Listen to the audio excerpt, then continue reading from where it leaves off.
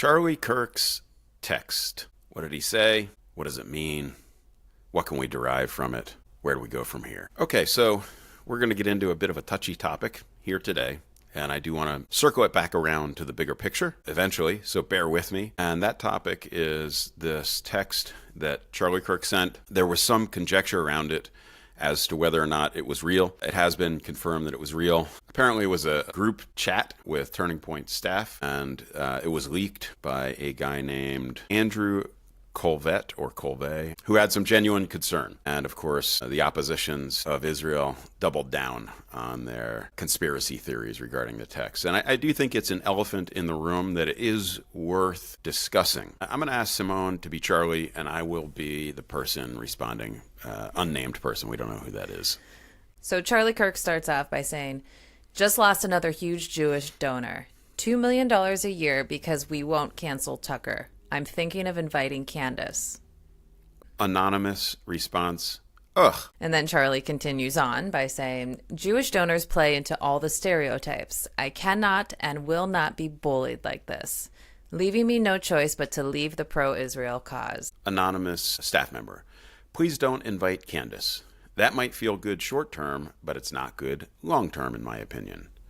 And then they try to soften the blow here.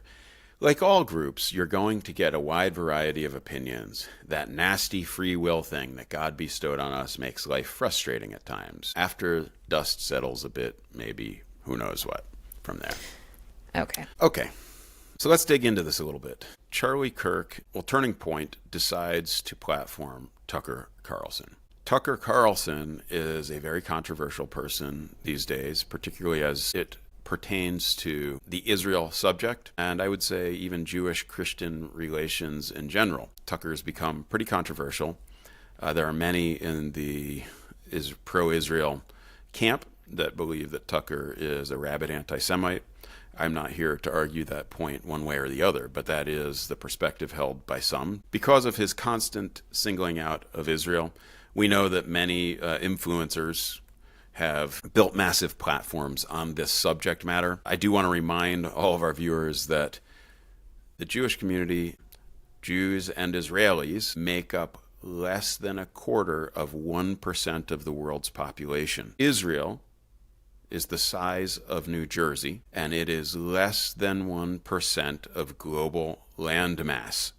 So you've got a tiny group of people and a tiny little spot on the map, a tiny country. And yet it seems to dominate the news feed, and particularly with certain influencers. And so this becomes a very, very controversial topic just in general. So here what we see from this thread, we do know that because Turning Point had decided to platform Tucker, who made some very controversial statements on their stage regarding this exact topic, we've covered some of those in previous podcasts. Most recently, he made a comment about at Charlie Kirk's funeral. Yes. About the Jews and the theory that the Jews were the ones who killed Jesus. Anyway. And Tucker cleverly doesn't use, he's learned to not use the phrase, the Jews, right? But he uses other clever imagery, like a bunch of people sitting around in Jerusalem eating hummus, which is what he said from the Turning Point stage. And then because Jesus was telling the truth, I don't even think he mentions the name Jesus, but everyone knows who he's talking about. They killed him.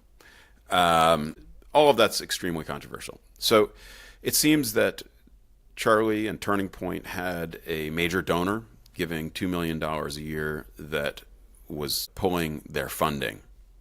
And this was, of course, a pretty heavy blow, as it would be to any organization. So I want to talk about both of those things and how they work and what I think we should think about it and what we can derive from it.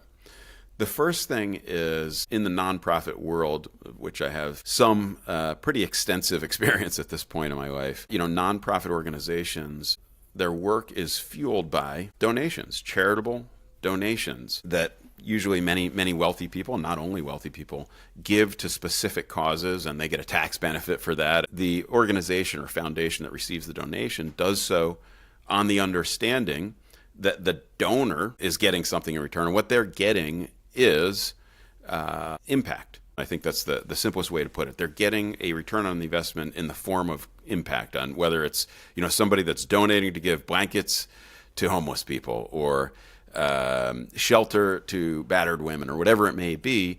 When a donor gives money, they have every right to know what the money is going towards. And of course, they need to believe in where that money is being spent and that it is bringing the impact that they seek to bring to the planet.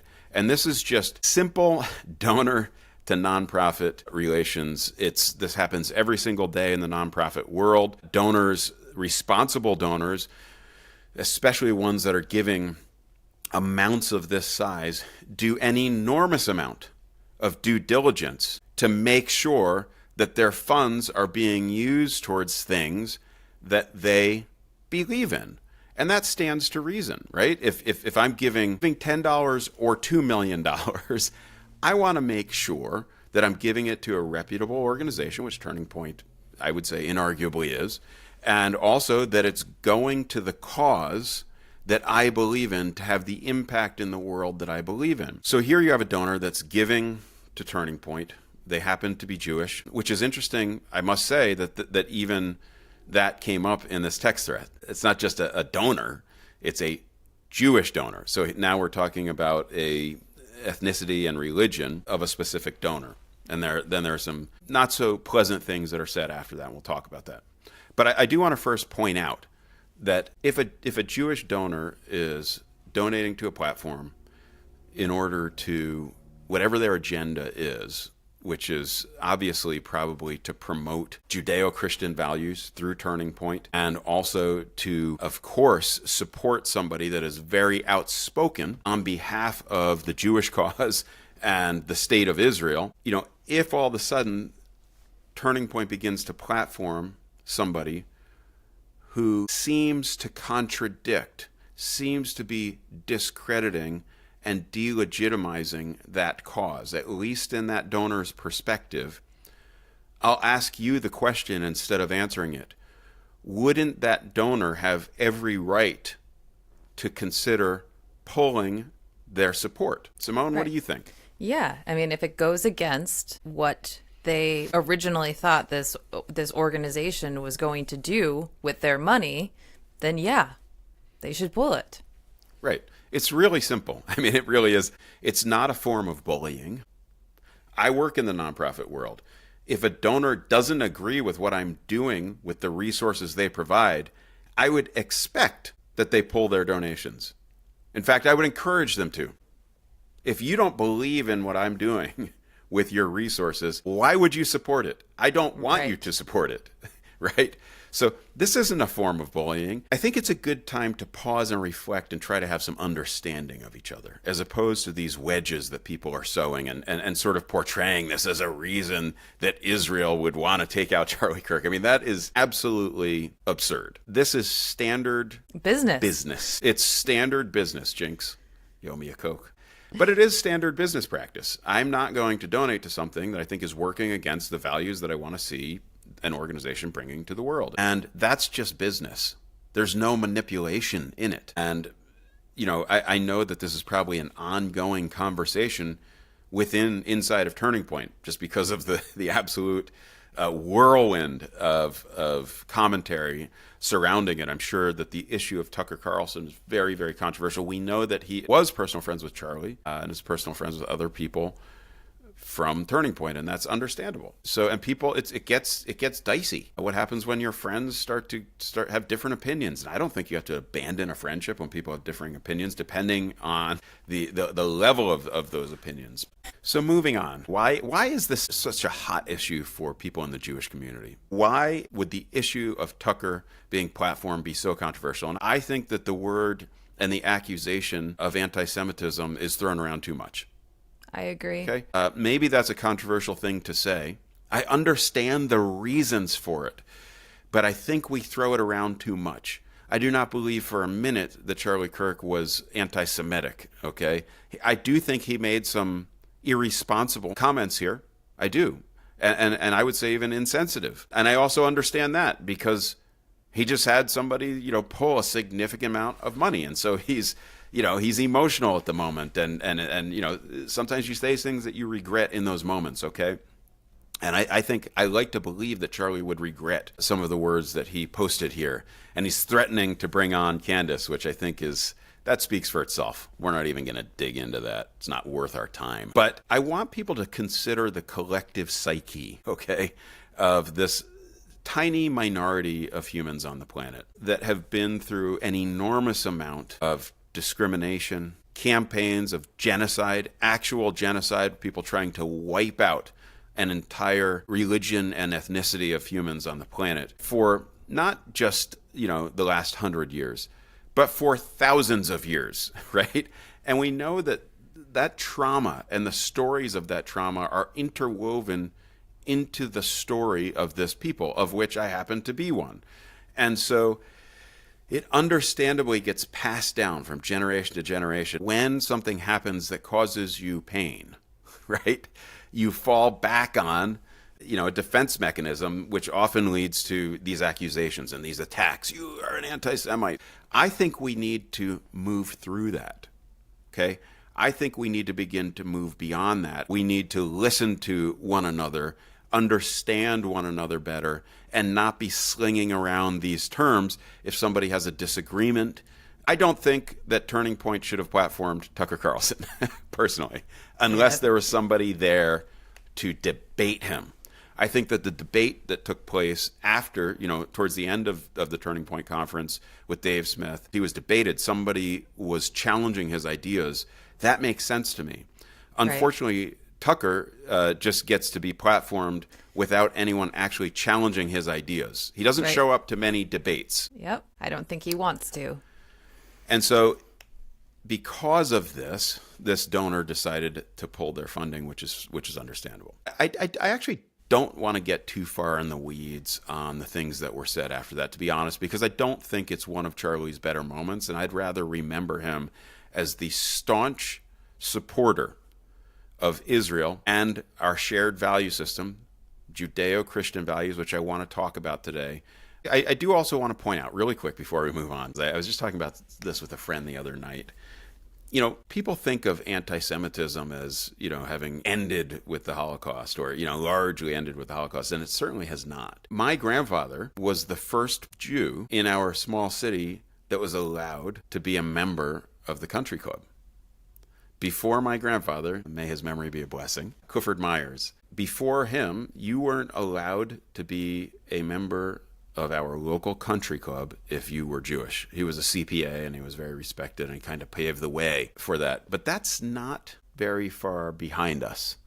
And I think while we're saying things like, while we're challenging the Jewish community to not be throwing around the term anti-Semitism, I do want to remind those of us here in America, in the West, that we're not very far removed from blatant, systematic discrimination against Jews. And it's for that reason that the civil rights movement was a time that, these discriminated against populations came together to bring freedom and equal rights to everybody. And Jews and people of color in this country worked together on that. It is important to remember that the Jews were a big part of the entire civil rights movement. And so enough said about that. I want to talk about the bigger picture. Why are Jewish donors giving to Turning Point?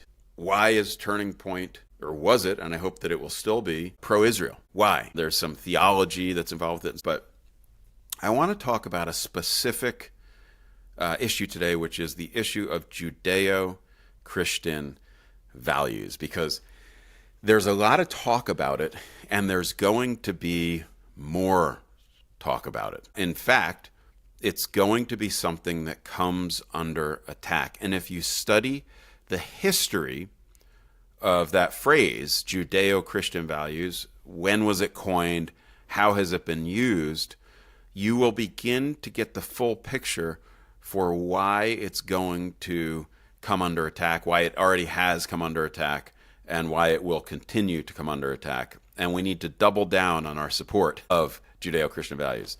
So the first thing I want to do is to in the simplest form, define what are Judeo-Christian values and where do they come from. Judeo-Christian values generally refer to a shared moral and ethical principle rooted in the Hebrew Bible, which is the Old Testament, and the New Testament.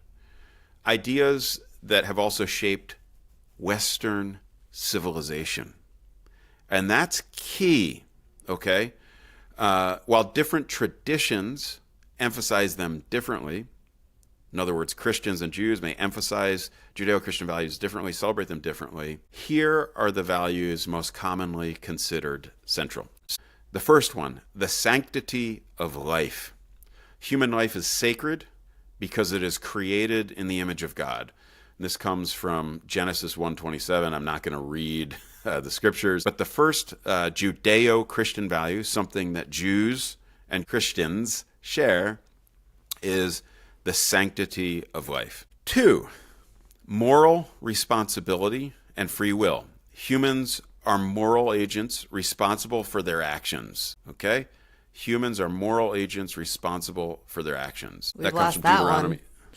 What's Recently. that? We've lost that one in the modern days. Nobody's responsible These things are under for their attack. actions. Well, when you hear these, you're going to understand why this is so controversial, right? Because these things are under attack. The opposite of moral responsibility and free will is victimhood. Right. The It's victim everyone mentality. else's fault. That's right. And we are all two things. We are all the sum of our experiences and the sum of our actions, right? One of those things you're in control of, and one of those things you're not. You're not in control of what happened to you, right? But you are in control of your actions and the decisions that you make. And when you allow somebody the luxury of only being formed by the things that happened to them, which is victimhood, you actually take away their power. Because the only power you have is by taking responsibility for your own actions, no matter what happened to you, even though that does factor into the equation of who you are as a human being. You are more empowered by understanding that you are responsible for the outcome of your life. So anyway, I didn't mean to go on that little rant, but that is part of Judeo-Christian values.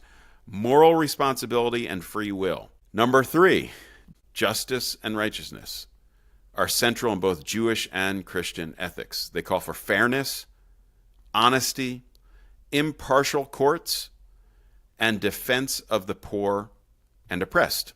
Okay, so that's justice and righteousness. Who doesn't agree with those things? Number 4, love. It's the golden rule, number 4. Love God and your neighbor. Okay, and we know that Jesus said it. It was the greatest of commandments, but we also know that people said it long before Jesus. Jesus identified these commandments and as the greatest commandment, and they express devotion to God and compassionate concern for others, forming the moral code of both faiths. So, number 4, love God and neighbor. Number 5, the rule of law and moral order. This is the foundation upon which the United States was built. This is the foundation upon which Western civilization was built. This is the moral The Constitution was groundwork. literally made based on Judeo-Christian values. Correct. Okay. So the 5th one, the rule of law and moral order. Both traditions hold that moral order flows from divine law, which are the 10 Commandments. And they're the most visible expression of the moral law. They shape ideas, rule of law, social order, and lawful authority. Okay? Don't murder, don't lie, don't covet the things that your neighbor has, don't sleep with your neighbor's wife, etc., etc. Those are the foundation of Judeo-Christian values and, again, of Western civilization as we know it. Okay? The value of work and stewardship. This is a big one to me as a conservationist, somebody that loves to spend time out in nature. I feel a responsibility to steward the natural world. Work is viewed as a calling and stewardship of creation. Industry, honesty, and responsibility are the virtues. Sloth and waste are moral failings. Laziness. We're not going to get political here. Sloth and waste, not working. Not being a good steward is, according to Judeo-Christian values, bad. Okay? Family and fidelity. Marriage and family are foundational moral institutions. The Judeo-Christian values uphold fidelity, parental duty, and the care for children and elders. Family first, right? Compassion, charity, and service. Caring for the poor, stranger, and suffering is repeatedly commanded. It's the most commanded part of the Hebrew Bible, actually. It's the commandment that shows up the most times. No matter which side of the aisle you're on, I think we can agree that that is something that we should be upholding. Number 9, humility and repentance. Repentance feels like a religious word, but it's really not. So just acknowledging human imperfection and seeking forgiveness. Who doesn't need that all the time? Through prayer, repentance, moral reform, which simply means doing better. Do better. Yeah. And not just forgiveness from God, it's just seeking forgiveness. That's the easy part. Right. Seek forgiveness from the people you might have hurt. If you acknowledge that you're imperfect, you should be seeking forgiveness from the people that benefit from your imperfections, right? Which it's a lifelong pursuit, the pursuit of forgiveness. But humility, understanding we're not perfect, and repentance. That's Judeo-Christian values. This is a big one. Hope and human dignity, belief in redemption, moral progress, and the ultimate triumph of good over evil affirms that human life has purpose and inherent worth. People that share Judeo-Christian values and believe in Judeo-Christian values believe that all humanity has dignity and inherent value and is worthy. And you can see the difference in people that feel this way, even in times of war. The way that wars are waged, which unfortunately they have to, which is it's tragic that that's a reality, but the way it unfolds is important, okay? And so I'm going to read through them again, just a review without the definitions. Judeo-Christian values: the sanctity of life, moral responsibility and free will, justice and righteousness, love God and neighbor, the rule of law and moral order, the value of work and stewardship, family and fidelity, compassion, clarity and service, humility and repentance, and hope and human dignity. Now, these are the laws upon which Western civilization has been built. And this great country, the United States, has been built on it, and the state of Israel as a democracy as well. The opposite of this would be totalitarianism. People that don't value human life, people that don't believe that all human beings are equal and created in the image of God, people that are nihilistic, don't believe in work, don't believe in stewardship, people that are lazy, right? I don't have to go too far down this road to see why the issue of Judeo-Christian values is becoming so controversial. There are people that are beginning to say, that doesn't exist. We don't have a shared value system.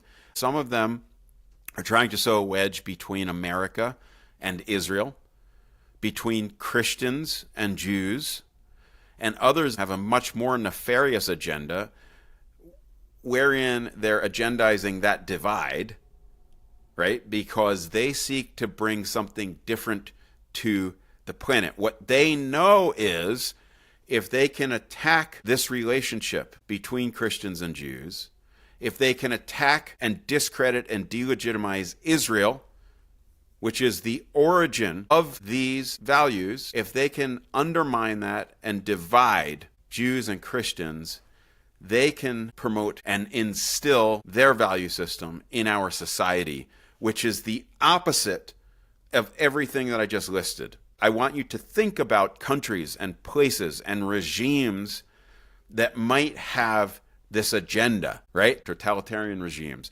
extremist regimes, people that don't value human life, people that subjugate women and minorities and still have slave labor in place and things like that. Those are people, states, regimes, movements that are interested in undermining Western civilization, our way of life, and these value systems. And if they can do it, if they can drive a wedge between Christians and Jews, if they can discredit and delegitimize Western civilization, it's checkmate. It's already happening right here on American soil.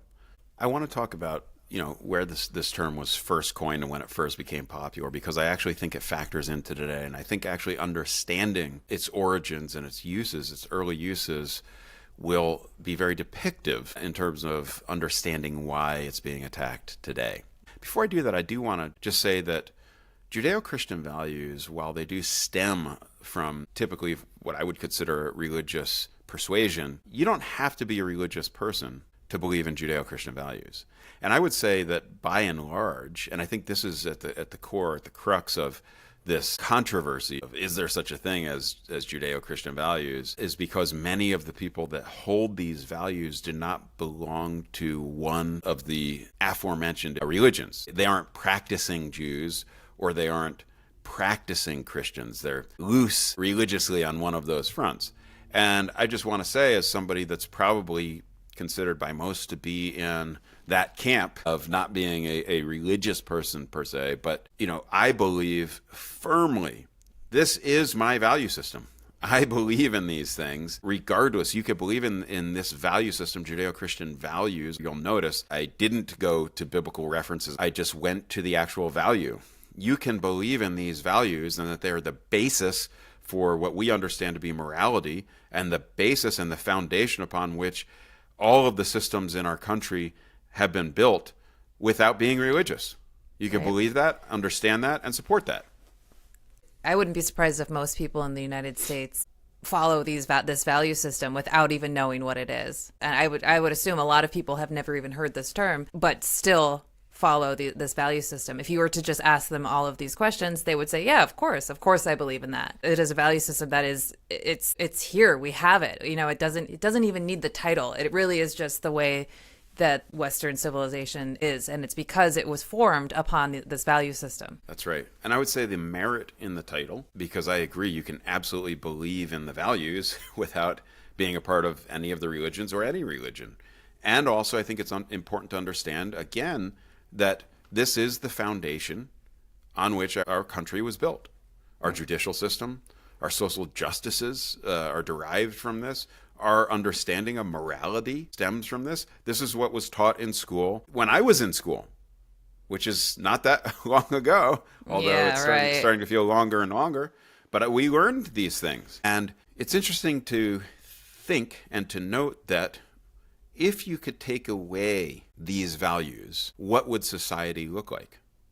If you take these values away from the United States, you're taking away the foundation upon which the country was built, and will the country work? And so that should also answer the question of why would these values be under attack? And we know that there are people that want to undermine our country and the foundations upon which it was built subversively. They want to do it from inside. Why have countries like Qatar invested $100 billion in our education system here? Why are they trying to instill a different value system? If you want to look at the value system of places like Qatar, how they treat strangers in their land, their commitment to social justices, subjugation of women, totalitarianism, etc., and contrast and compare it for people like Tucker that are out there that are saying, oh, Sharia law is not so bad. Shame on you. Shame on you. Truly. Sharia law subjugates women. Okay, so when was the phrase coined? The best that I could find on this is that it was around in the late 1800s, but it really became popular in the 1930s, 40s, and 50s during World War II. And the 1950s during the Cold War, and was a part of presidential speeches by people like Dwight D. Eisenhower and Harry Truman. The phrase was coined to bring people together in order to oppose atheistic communism. China. Making Judeo-Christian values synonymous with democracy, liberty, and moral order.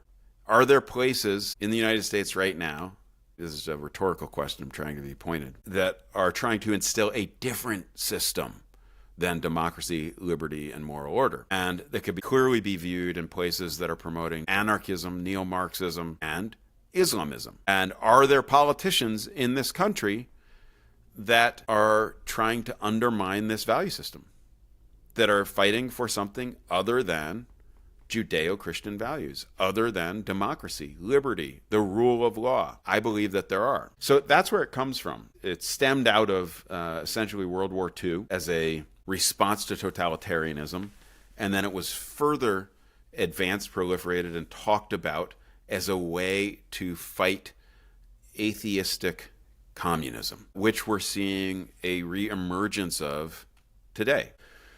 So for those of you that share this value system, if you're out there and you're listening today and you say, I agree with those 10 things. I think that they are the foundation upon which my society is built. I would like for them to be the foundation upon which my family is built and my morality is built. It is a battle, and you need to be a part of it. And I do want to encourage you to keep tracking with us at Arise. We are in the process of building out some things that you can look forward to that have to do with this cause, Judeo-Christian values, how to promote those things and see them firmly established and solidified and protected in our society, as well as the relationship from which they stem. The merit in the words Judeo-Christian, it is important because it does stem from Judaism and Christianity. And I'm not going to get into all these attacks where people are quoting these verses from the Talmud and so on. We're not talking about that. We're talking about Torah.